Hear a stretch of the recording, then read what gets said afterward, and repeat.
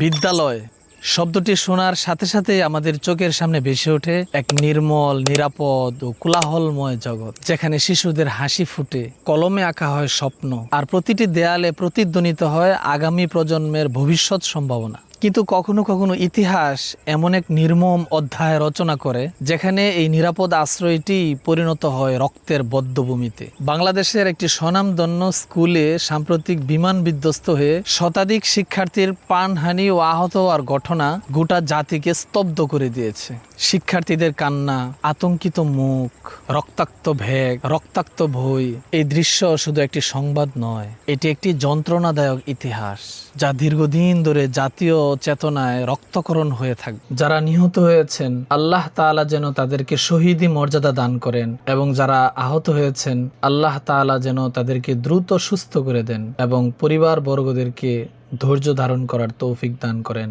আমিন।